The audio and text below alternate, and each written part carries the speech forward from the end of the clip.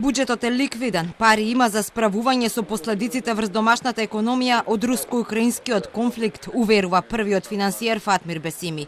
Тој не откри дали се планира ребаланс на буџетот, колку дополнително пари би биле потребни за справување со оваа нова криза, ниту дали и кога ќе се интервенира со стоковите резерви, како што бара бизнисот, за да се спречи нов ценовен шок за компаниите и граѓаните.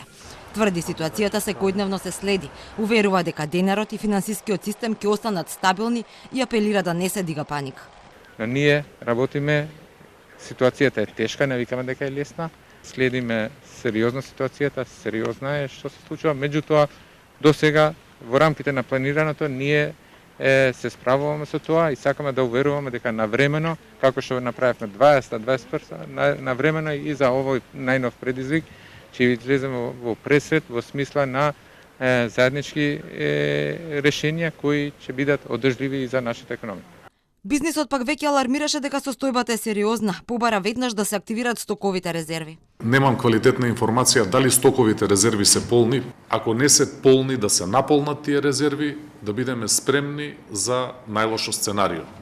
Русија и Украина обезбедуваат речиси 30% од потребите за жито во светот, како и голем дел од потребата за енергенси. По вчерашниот шок на светските берзи, веднаш по руската инвазија на Украина и галопирачкиот скок на цените на нафтата, гасот, златото, металите, денеска има блага стабилизација на берзите. Прогнозите на светските економисти пак се дека глобалната економија би можела да доживее голема криза, предупредуваат на опасност од нагло зголемување на инфлацијата и рецесија.